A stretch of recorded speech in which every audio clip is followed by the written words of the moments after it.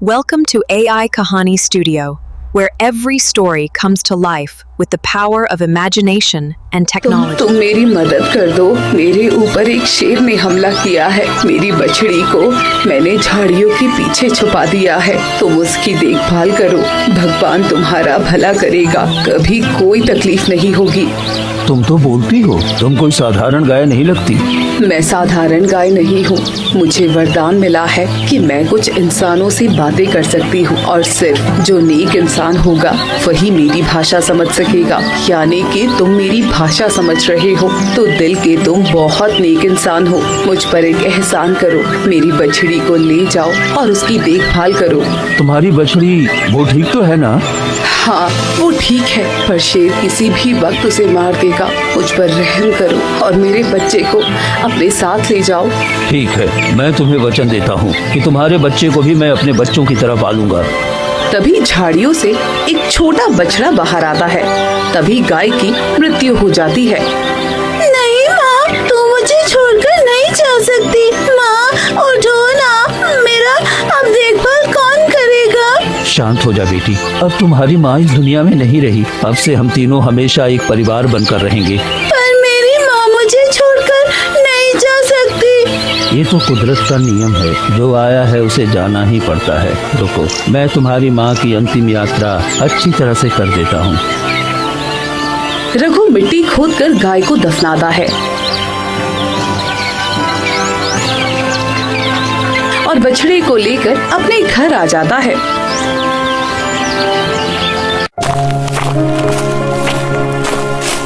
पिताजी, पिताजी, आपके आने में इतना वक्त कैसे लग गया? आप ठीक तो है ना? हाँ, मैं बिल्कुल ठीक हूँ बेटा। और देखो बेटा, तू कहता रहता था ना तेरा कोई अच्छा दोस्त नहीं है। मैं तुम्हारे लिए एक अच्छा दोस्त लेकर आया हूँ। क्या सच में पिताजी? कहाँ है मेरा दोस्त? ये देखो, एक बछड़ी है, एक गाय का बच्चा है जो बिल्कुल अनाथ है। अब हम तीनों एक परिवार की तरह रहेंगे। क्या सच में? तब तो बहुत मजा आएगा पिताजी। लेकिन ये देख नहीं सकता है। नहीं, ये देख नहीं सकता, ये जन्म से ही अंधा है। इसलिए अब से तुम दोनों एक अच्छे दोस्त की तरह पूरी जिंदगी साथ रहना, और कभी मुझे कुछ हो जाए तो तुम दोनों अलग मत होना। मैं वचन देती हूँ कि मैं तुम्हारे बेटे को कभी कुछ नहीं होने दूंगी और हम दोनों एक अच्छे दोस्त की तरह हमेशा साथ रहेंगे।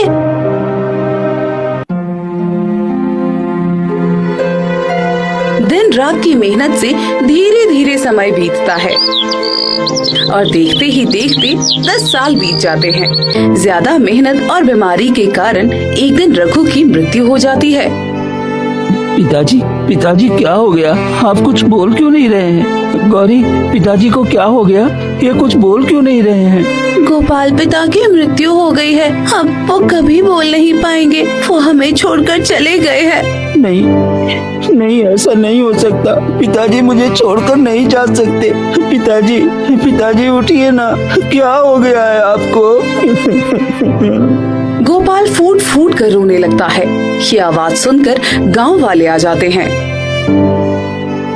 अरे गोपाल, तेरे पिता की मृत्यु हो गई है। अरे अब क्या होगा इस बेचारे अंधे का?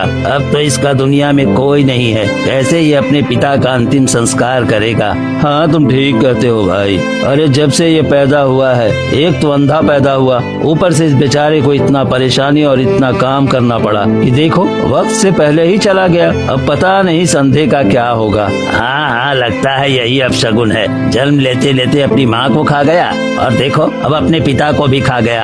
ऐसे अब शगुन को तो हमारे गांव में भी नहीं होना चाहिए।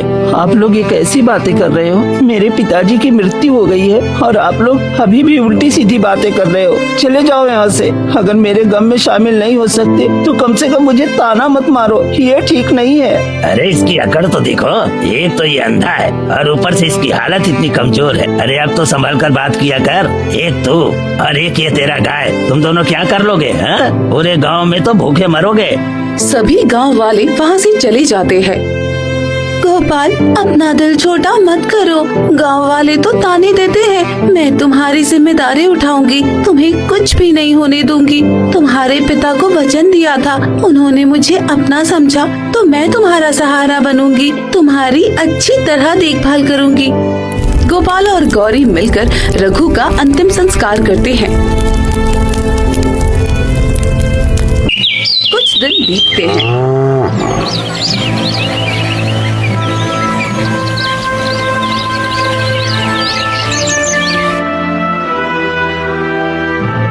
गौरी, मुझे बहुत जोर की भूख लगी है और मुझे कुछ भी दिखाई नहीं दे रहा। तो मैं क्या बनाऊं, क्या खाऊं, मुझे कुछ समझ में नहीं आ रहा है। मैं कुछ खाने का इंतजाम करके आती हूँ।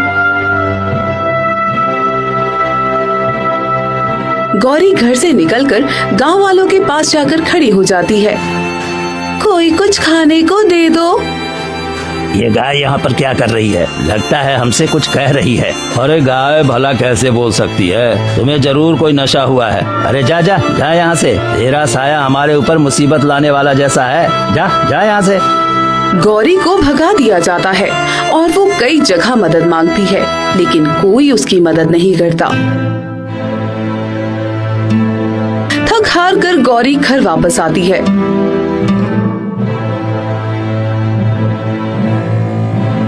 क्या हुआ गौरी, कहीं कुछ खाने का इंतजाम हुआ क्या?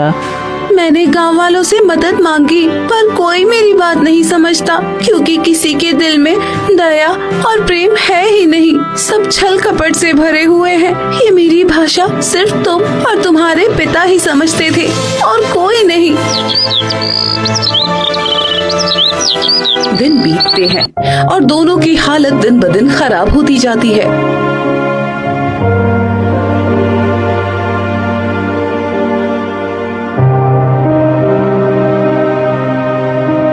गौरी, चलो मैं तुम्हारे साथ चलता हूँ, शायद कोई हमारी मदद कर दे।